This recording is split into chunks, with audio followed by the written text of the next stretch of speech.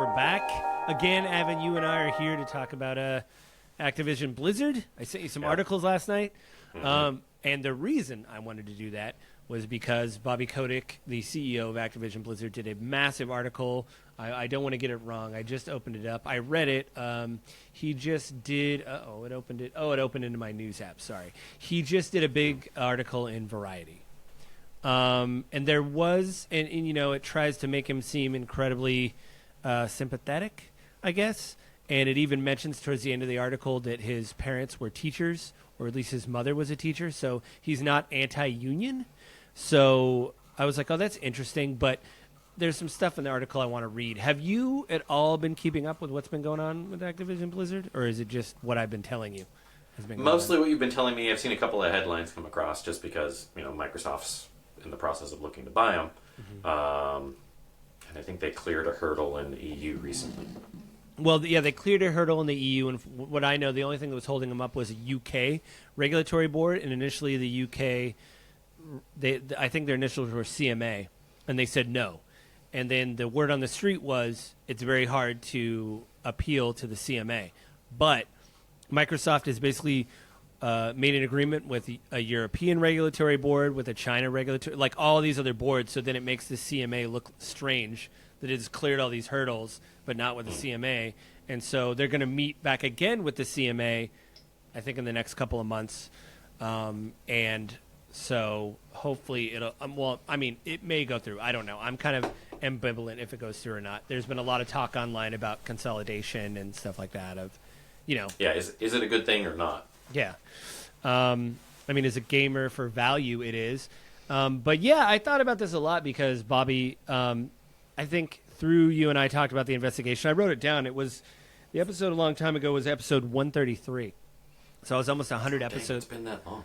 Yeah, it was that long ago we were talking about it. And I think at that time, I don't know if it had come out that there was some internal documents that had leaked to the press, or at least part of the lawsuit with California and Activision Blizzard, that Bobby Kotick was purposely hiding information about harassment. So he was either moving people around or burying emails. And so that is pretty bad. So it's weird to come out. Awful. Yeah, it's weird to come out with this article with Variety going, well, he's not that bad of a guy, really. They talk about in the article that he was very keen on technology, and they went to one of the studios where they did motion capture, and the technicians there, obviously he was doing a tour, so they're explaining stuff to him, and the reporter. He was very amazed. But there's a couple key quotes that I want to read out of the article, which I was like, what? So one thing I thought was interesting about this article, again, it was written by Cynthia Littleton, and it was posted. This doesn't have a date. I want to say it was like January 8th or something like that. It was like a week ago. Anyway, they were actually going to buy. They were thinking of buying. Activision was going to buy Time Warner a few years ago, or at least they wanted to, but it didn't go through. And he said it was going to be this, I hate to use the word, but synergy between them taking the Activision Blizzard games and making them into movies, and Activision Blizzard taking movies from Time Warner and their IP and making them into games. Of course, that didn't happen. It's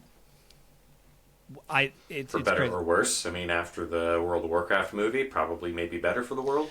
Yeah, it had its fans. Sorry if you liked the movie. So what's really weird, I just want to read these two paragraphs in the article. They're talking about the controversy with Blizzard, Activision Blizzard. What's more, Activision Blizzard over the past 5 years has been the focus of harassment and gender equality probes from an alphabet soup of federal and state agencies, from the Equal Employment Opportunity Commission to the Securities and Exchange Commission to California's Civil Rights Department. Kotick has been accused of turning a blind eye and failing to act to address internal culture issues, particularly at the Blizzard unit. I think they're just talking about Blizzard. And then they go on to talk about the charges. And this is really weird. So they go on to talk about the charges, and then this is basically Bobby Kotick's response. The executive says he has been both humbled and outraged by what he considers malicious distortions about the company that have taken to great heights that he has taken to great heights over 32 years. He makes no apologies for Activision or its culture. He says that the company is preparing to release a slew of data drawn from an EEOC investigation that he hopes will combat the perception that Activision was run as a quote-unquote frat house. And he says like this, we've had every possible form of investigation done, and we did not have a systematic issue with harassment ever. We didn't have any of what were mischaracterizations reported in the media, but what we did have was a very aggressive labor movement working hard to try to destabilize the country. Kotick places the blame for most of Activision's image problems on what he calls outside forces, quote unquote, and labor activity around the company. The communications workers of America and Activision employees have filed a stream of complaints against the company with the National Labor Relations Board. Kotick believes labor organizations are influencing the state and federal investigators into harassment and gender discrimination claims, as well as Activision employee walkouts that have been staged periodically since 2021. So that was a lot. That also is a lot for him to say, I think. What do you think, Avin, before I weigh in on what I think of that? I mean, I think we've talked about this a little bit briefly before, we started doing this episode. It is a little bit weird that he's deflecting everything over towards labor and unionization as opposed to sort of owning all of the accusations from our previous episode and even more recent evidence, right? Like, it is pretty evident that there was a lot of issues, let alone the fact that they settled for an obscene amount of money. Was it $250 million? That's the next article. It was a lump sum, but it was between Riot and Activision. I think Activision was 100, but we'll get to that later. Yeah. Like, that is $100 million. Yeah. Sorry, I was a little bit off, but it's still an obscene number in a settlement, right? So to say that we've had all these investigations and we didn't have anything going on, it just seems like he's trying to do spin. Which, right, that's the job of a CEO. And again, sorry to interrupt, but like their stock has gone. I mean, yes, it's tumbled because of the allegations, but like everybody says in this article, they have gone up and up with him in charge. Mm-hmm. So people listen. I'm not condoning anything it did, but what I'm saying is from a financial standpoint, which sucks because you and I talk about this all the time on our other podcast, The Grief of Politics. He has a fiduciary responsibility to shareholders. So if they are making more and more money. Because everybody's been asking that on the gaming side, the podcast I listen to of like, why isn't he out yet? And it's because he's making them money. So they're willing to weather the storm. And they mentioned in this article, I won't read the direct quote, but obviously if Activision Blizzard sells to Microsoft, he is going to get a payout. And so I don't know if he's going to continue to be CEO. I imagine Phil Spencer, being the head of Xbox, could be like, get out. He doesn't care. I mean, Microsoft has been pretty tight-lipped about all of this, right? I think they've made some statements. Well, they have to. They right. Yeah. They have to. Yeah, they don't legally own. Right. He also you misspoke a word in that quote at the very beginning when you say we did have a very aggressive labor movement working hard to try and destabilize the company. You said country. Sorry. So I think it's, but it's important to recognize, right? Like I'm not a giant pro-union person. From the Grief of Politics podcast, anyone who listens to that would get that. I'm not necessarily opposed to them. I'm also not giantly for them because I don't genuinely think they actually work for employee benefits. It's the idea. I don't think it actually ends up working a lot of the time. And that's a different conversation for a different day. Have we talked about unions on the other pod? We may have to talk about unions on the other pod. I think we might. We might. But I think we've mentioned it, but we've never done it. The point I'm getting at, though, is he is saying that they're trying to destabilize the company, and that's definitively not true. So it automatically tells you that he's maybe a little bit disconnected from the employee base of the company at this point. Like, if he's going down and looking at mocap stuff and he's amazed at what they're doing, right, he's already disconnected from the daily operations of the company. Yeah. I will say this. There has been reports of other companies like EA. And, EA owns BioWare. BioWare came out with Anthem a few years ago. It didn't do well. But they changed a major part of the game because, like, the CEO of EA or one of the top executives, like one of the, top 3 executives came down, played it, said, hey, this is fun. Put this in the game. I like this. My kid played it. I played it. We liked it. Put it in the game. Kotick's not doing that. He's not No. sticks on hand going, hey, that snap to targeting you had in Call of Duty, that's great. Like, put more of that in games. I don't know. But simultaneously, like we already mentioned, the company has continued to grow under his leadership. It's become quite, like, it's huge Right. under his leadership. The acquisition with Microsoft is billions of dollars of an acquisition. It was $69 billion. Nice. Rounded down to 69. It's almost $70 billion. You think they would have done that for the jokes, like just add a little bit more money so they. But we'll get to their portfolio later. Right. But I don't know. It seems weird to me that he talks about the labor union because that happened after these complaints, right? So these complaints were so egregious. These employees went to the labor union and said, "What can we do?" You know, so Right. it wasn't like the hand of God coming down saying, we're going to destabilize your company. Something happened for the workers to say, this is unacceptable. You know, As far as we know, right? Like there could have been internalized stuff going on, but Yeah. not at any major movement or efforts until this stuff started coming to light. I mean, it's again, I think it's a deflection, right? Like he's trying to repaint the negative categorization. I think he's trying to set up a narrative in this Right. this quote of like, oh well, it's just disgruntled employees complaining. And yeah. how I feel about unions one way or the other, it's disappointing that this is what he's doing. You're correct. Once the acquisition with Microsoft goes through, assuming it's going to go through, right? Microsoft might be like, see ya. Yeah, Kick him and out the back door. there's a clause they've said in this article, and I've heard it many times. He is going to get a payout, so they're going to be like, take your money, you know, don't let the door hit you in the butt on the way. They could do that, you know. And I was going to talk to you about it on the pod, but like to this day, like since the Blitzchung thing happened, I mean, to catch people up, there were some Hong Kong players years ago playing in a Hearthstone tournament. Hong Kong was having protests. The guy who won was from Hong Kong. He said, free Hong Kong, whatever. Blizzard turned the stream off. There was tons of like political stuff back and forth. I just stopped buying Blizzard stuff because an American team did that, like in support of Hong Kong, and nothing happened to them politically, right? It could be, obviously, they're American. Anyway, I just haven't really bought any Blizzard stuff. And reading about their culture, especially when this lawsuit came out, it made me feel bad. Like, I know a lot of people say on the podcast too that you have to support developers. You know, this just, you know, otherwise they'll put them out of business. But here's the deal, Avin. All the podcasts, let me just tell you from what I know from listening to podcasts and researching, it doesn't matter.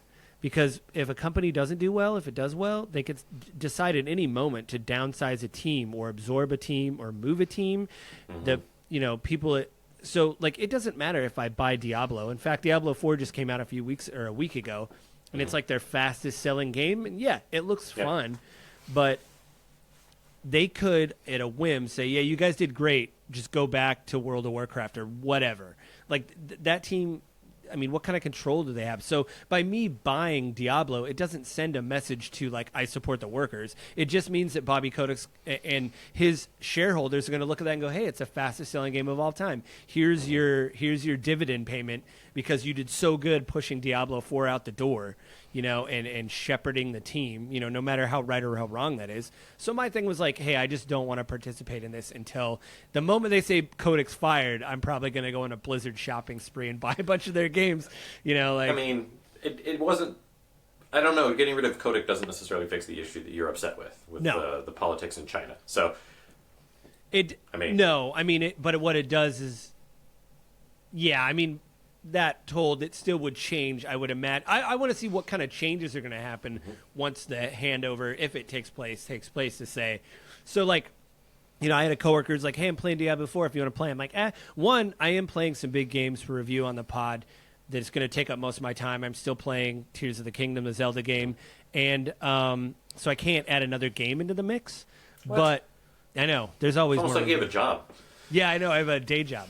But let's get to this other article about the actual payouts. This is another reason that made me feel really bad. So this is by Axios. It was written by Stephen Totillo, who's really well known in the gaming space. He used to be not IGN, but he used to work for like a big gaming company, and now he works for Axios doing game stuff. And this is just kind of a bullet point thing. This came out on May 4th, 2023. And this has to do with Riot Games as well. Years ago, they were involved in a harassment thing. But the bullet point here says, More than 1,500 current or former workers at Riot Games and hundreds of Activision workers are receiving payments as part of a previously announced settlement over workplace issues. Riot agreed to pay $100 million to settle gender discrimination claims, and they will pay 1,548 women who are staffers and contractors. And then it says, under the Activision settlement, so this is probably more pertaining to this episode, the 2021 lawsuit, the EEOC, the Equal Employment Opportunity Commission, the company has made payments ranging from 5 to 6 figures to hundreds of people who opted in. The settlement was approved by a judge last year and called for an $18 million victim fund and 3 years of federal... Yeah, $18 million. So... I had said 100 because I was looking at the Riot one. I wasn't looking at the Activision one earlier. Right. But it says right here they have to, payments ranging from 5 to 6 figures to hundreds of employees. So that's millions of dollars, So that goes back to your point of Kotick being like, I don't really know, man. I don't know about all this. Like, it just seems like a lot of smoke and there's no fire. I don't know why these people are coming. It's like, but you settled. Right. And a settlement almost always says, hey, I know we're guilty. We're going to lose in court. Right. Well, because, there's no admission of guilt. We're likely to lose. Yeah. They have more evidence than we do, so we should pay this to, we don't have the time and whatever. And plus, too, the litigation I'm sure would be, for them costly, but they have a fund for that. But also just the time and the fact that the longer it drags on, the more news articles come out about stuff. The more, hey, this day the judge decided this or the defense brought this. So you're just constantly in the news, and if you settle, you just get one story like this, like, hey, they settled on this day or whatever. So it doesn't look as bad as it perpetually popping up in the news over and over and over again. So there was another part of his thing that I wanted to read, which I thought was weird. I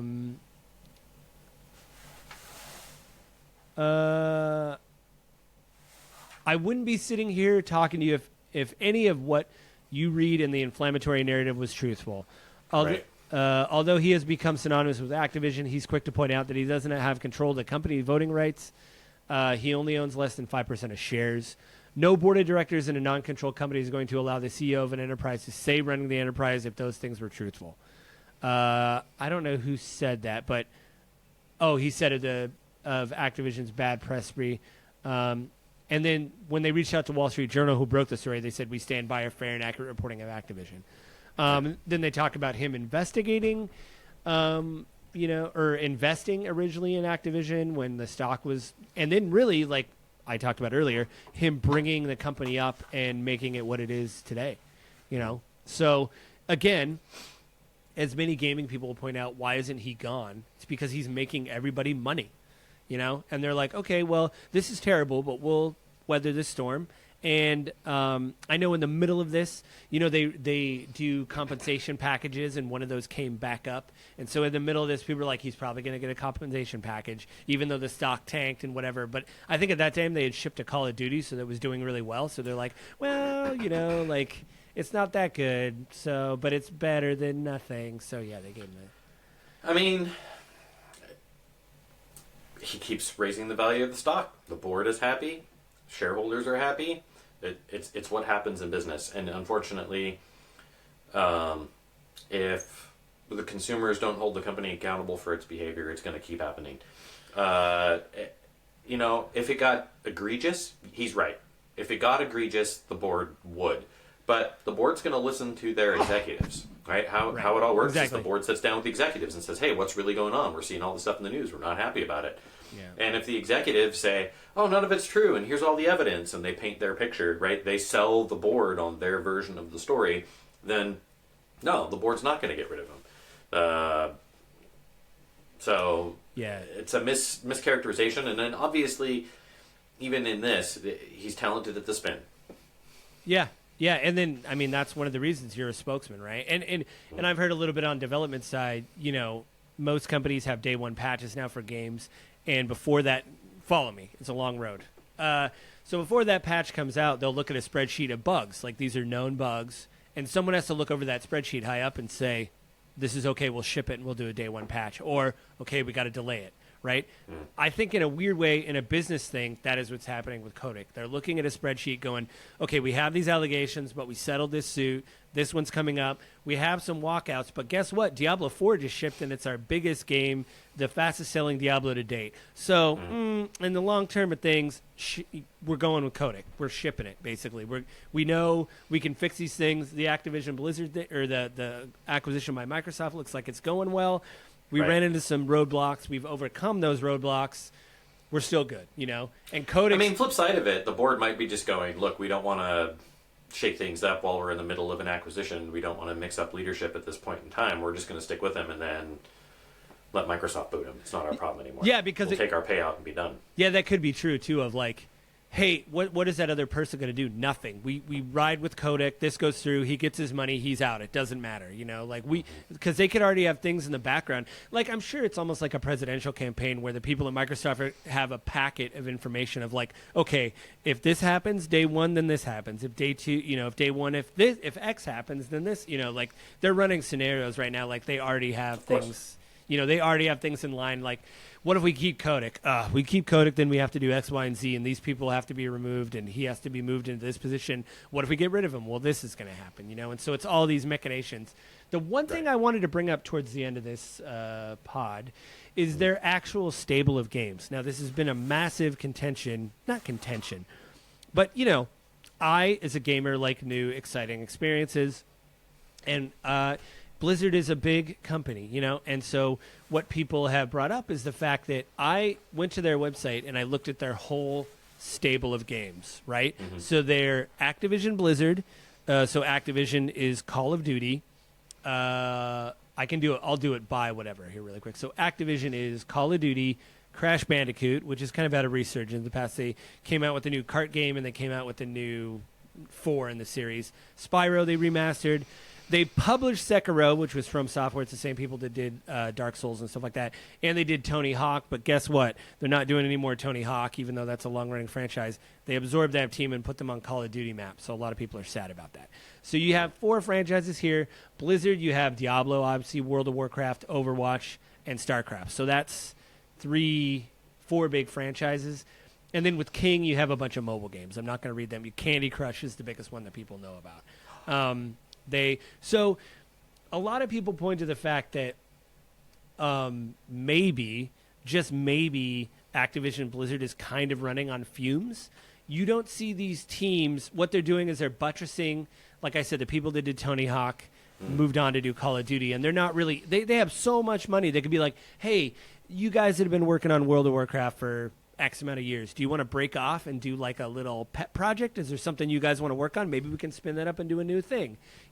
They're not doing that. And a lot of people in the gaming space have like pointed to Kotick saying, well, he's really just holding up these big franchises. And even there's talk about Call of Duty fatigue, that even though they're selling okay. I was just about to say, you mean like Call of Duty? Yeah, like even though they're selling okay, it's starting to wane, right? But for them, waning is still number 1 because number 2 is so far below them. They could drop, in sales, and number 2 is like, we still can't catch up.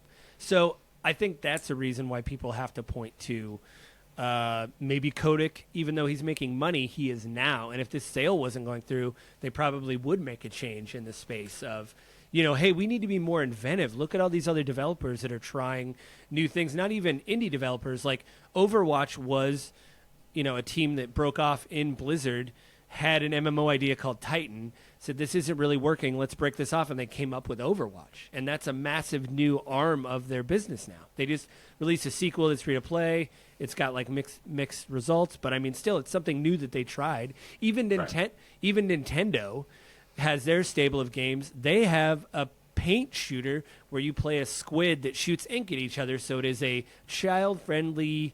It's called Splatoon. Oh, right. It's called Splatoon. I've it's seen on trailers for it.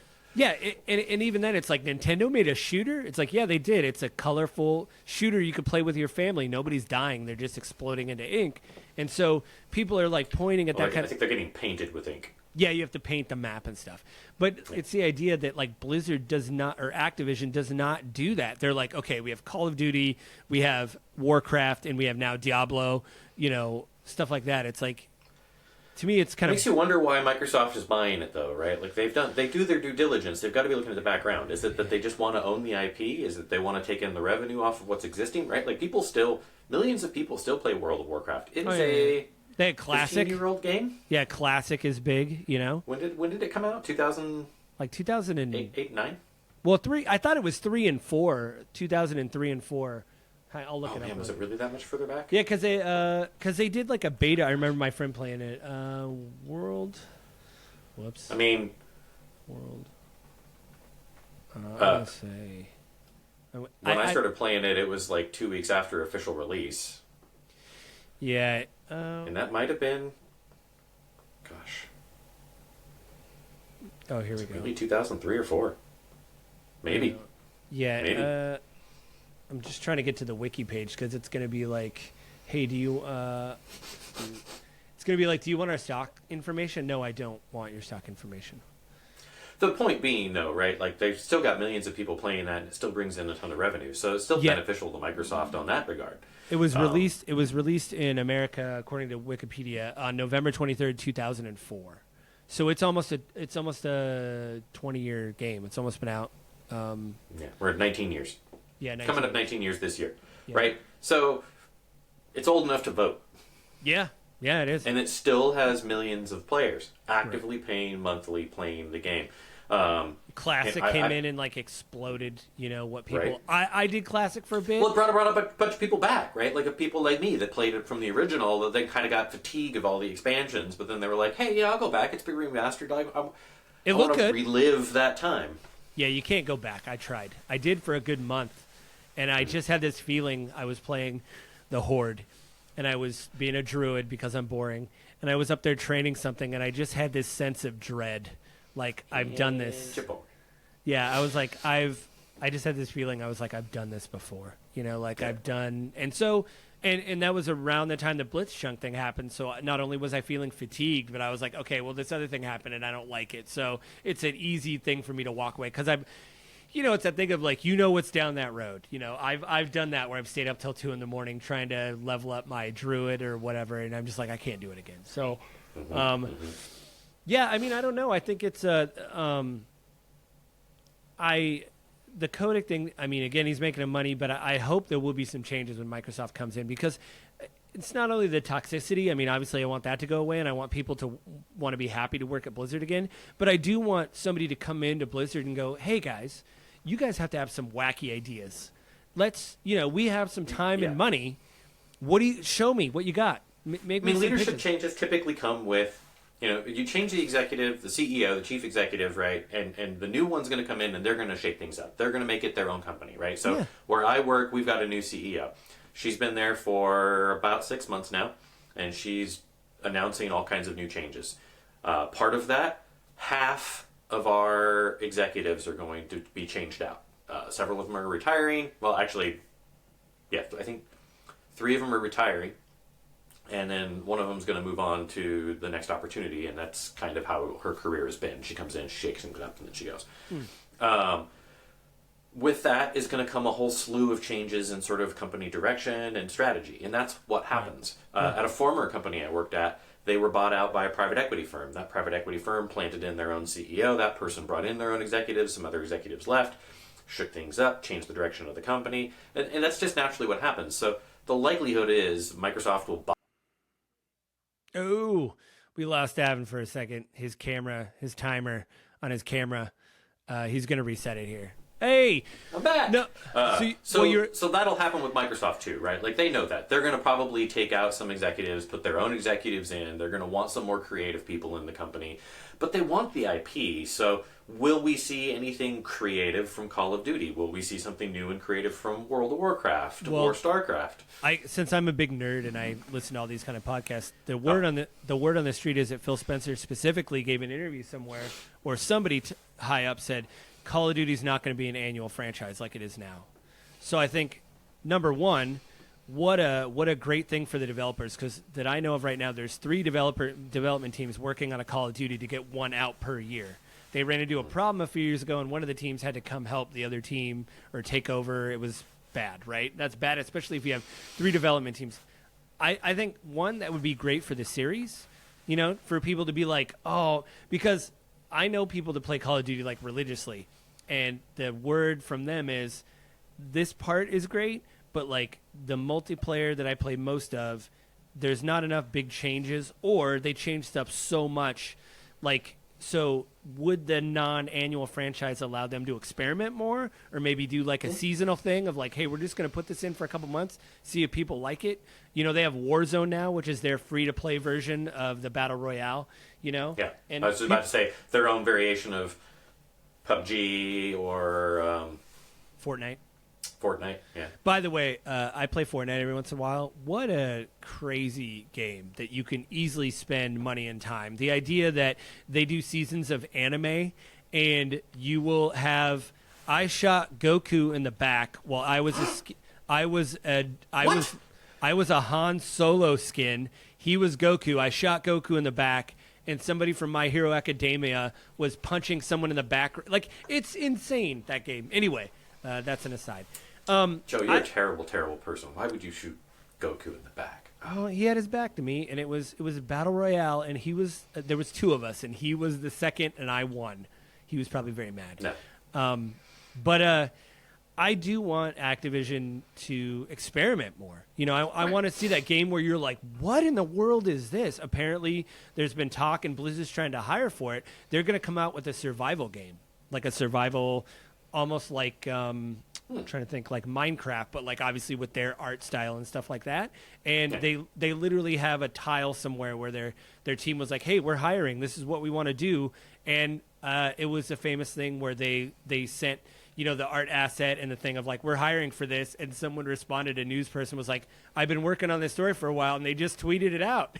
And it was the idea that they were trying to hire for the project. You know, we need people to help us work on this. So that is actually, I'm like, wow, like Blizzard doing a survival game, that's really interesting. I'd like to see a company try something like that, you know, and try something different. I'm sick of them going, hey, we got another expansion for World of Warcraft. It's like, okay, well, all right. But, you know, if they took Warcraft and spun it off into a survival game, or did something else with it, you know, did some kind of first-person variation of Warcraft, or well, they've done it with StarCraft. What was it, Ghost? Yeah, that got canceled though. I heard Ghost is the one that got canceled a long, long time ago that I don't think ever came out. But it looked cool. It was like a first-person StarCraft spinoff or whatever. Yeah. So, like, you could do some other variations with the IP because people still love the IP. They love it. And with World of Warcraft, the Warcraft lore is just blown up. It's huge. So they've got a ton of different places they could go. As long as Microsoft doesn't Disney it up and like throw all the lore out and make their own. Yeah. We're kind of making it up as we go along, which is what they're doing. But I think too, like the one thing that I'd want to see is, I mean, the innovation and stuff too. But there's talk on the street of the reason why Microsoft, they, like you said, they want the IP. Hence they're buying it. But they have Game Pass, right? So imagine if you have Game Pass Ultimate for $15 a month and you go, hey, by the way, you can play World of Warcraft. You don't have to spend any more money. Like, that's a major get for Game Pass Ultimate. Yeah, for you and to it be does bring more people into their subscription service, right? And how does PlayStation compete with that? Holy cow. Yeah. Well, I'll tell you how. They just had a PlayStation showcase, and they showed off, like, 8 titles that were games as a service. So it was like, hey, come play our seasonal game as a service game. In fact, they bought Bungie, and Bungie made Halo, and then Bungie was independent. They make Destiny. Sony came through and bought them for like $3 billion, and now Bungie is actually kind of overseeing their live service thing. And funny story, to not be totally, The Last of Us. I did not know this. Yeah, The Last of Us years ago, you know, came out with a even though it's a single player game, it came out with the original Last of Us came out with a multiplayer component called Factions, and people really liked it. I watched people play it on stream, and it was really fun. Well, they're coming out with a sequel, and apparently they brought what they were bringing this Factions to. They brought it to Bungie, and Bungie played it and said, this ain't it. And I was like, wow, because they've been doing Destiny for like 10 years. So for them to look at your game and go, nope, it's like, oh, no, like, Naughty Dog is an amazing developer that has amazing single-player games. You know, they've won awards, and they brought this multiplayer game. And I don't think Bungie was shitting on it all the way. What they basically said was, you need to make sure you can continue to monetize this if you want it to be a games as a service. You don't have the hooks in here for people to keep playing months after months after months. You need that. And everybody could complain about Bungie, but they've obviously been doing it with Destiny and Destiny 2 for like 10 years. So Right. it's not like you could say, well, they don't know what they're talking about. It's like they kind of do know what they're talking about. Like, this does not work. So, I mean, there's a balance between being a good developer and making a good, fun game that people will want to buy, and making an amazing game that people will want to continue to play for years to come. and that's what, because that has been the criticism of PlayStation. I might not want to talk about Kotick, but PlayStation's whole thing has been third-person, single-player games that win awards. I mean, God of War, Uncharted, The Last of Us, Horizon is a visually spectacular game. Like, all these games are third-person. Spider-Man, they're coming out with Spider-Man 2. Like, all these are big Sony franchises that have won awards, and Microsoft doesn't have that. So by them getting Activision Blizzard, they're able to put World of Warcraft on Game Pass. They're able to take, hey, you know what? We really like Overwatch, your game, but you can't make this into a single-player game. Why don't you make it into just like some offshoot? You got time. You don't have to worry about the constraints of shareholders anymore. Really, you do, but not really, because you're a company inside of a company now. You don't, whatever. Anyway, I just want there to be more innovation, I think, with all that stuff. So, right, back to the Kotick thing so we can wrap up, because I know for this podcast we're already a little bit long. This doesn't change my opinion. I don't know for anyone that's actually following it, it's going to change their opinion. For anyone that's not following it, they're probably going to read into Kotick's sort of pitch. Because he's a good salesperson, right? He's got a good pitch. The hope is that with the acquisition, it goes through and Kotick ends up out. If the acquisition fails, he's probably also going to still be out, because if it fails, it's a massive loss for him. Yeah, they say golden handcuffs all the time. You hear that term. I think he's a golden boat anchor at this point. He's making the money. But like you said, if it doesn't go through, they're going to be like, we need to cut this, And he'll still get paid. If he gets let go, he's probably still not as much as if the Activision Blizzard thing went through, but he's still going to be able to take his money, and he's probably not going to have to sell his stock. 5% of the company, right? Yeah. They're not going to make him sell that. He's like, thank you for the check, and I'll be seeing you guys at the shareholders meeting or whatever, at the meeting of whatever. So that's what's going to happen. So, well, I wanted to talk about this because it was kind of not in the news, and then Diablo and this interview hit at the same time, and I was like, I don't know about this. I don't know how I feel about this, especially, with Kotick. Like, these companies are coming after us. It's like, what? Like, are they? I don't think they are. Our workers are trying to destroy our company. I mean, they're trying to unionize, right? Regardless of how I feel, the motivation is not to destroy the company. The motivation is to take care of themselves. Yeah, they want to have a voice at your company, So, anyway.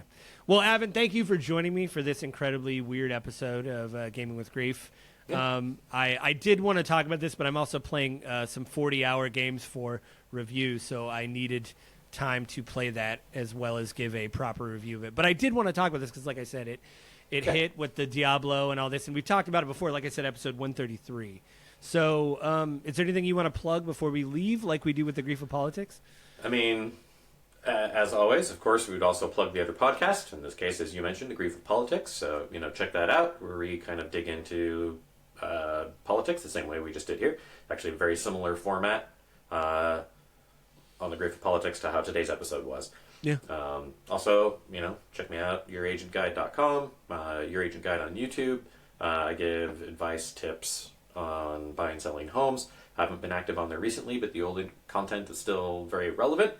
If you need help finding a real estate agent, that's what I'm here for. Yeah, do it. I've said it many. Have you done some new videos lately? Or are you still? I haven't. You took a break for a while. Yeah. Yeah, I've said it many times. Good. I've said it many times, but I like the fact that you have quick, concise videos, because that's always what I look for on YouTube when I'm trying to find something out. I don't want to watch a 30-minute video on market value. I want you to go, should you sell your home? 7 minutes, bang, you're done. Hey, cool, like that kind of stuff. So I like that. So, go check it out. And I try to make it kind of relevant, even if it was specific, right? A lot of the stuff I did last year was specific to the conditions of last year, but the tips and advice are frequently still going to carry over, even if the data isn't current. Right. Yeah. Cool. Well, thanks for joining me, Avin, and I'm sure we will talk in a couple weeks when we have to do the Grief of Politics. I'm sure we'll come and do that then. Have a good day, man. You too, sir. If you like what you're seeing and hearing, please consider subscribing to the podcast. You can go to either Apple iTunes, the Google Play Store, Spotify, or Amazon Music in the podcast section. It'll hit Monday morning or Sunday afternoon, depending on when it posts. And the video will hit on YouTube and Spotify Monday. Spotify will hit Monday evening, and YouTube it'll hit Monday morning, 7 a.m., just like it does for the audio services. So please go to those places and consider subscribing or listening to the show. You can also write to me at gwgpodfellows@gmail.com if you want to write me a letter. Let me know what you think of the show, things like that. Or you can also find me on Twitter at JustLittleJoe. So go to those places and please consider liking and subscribing. Thanks.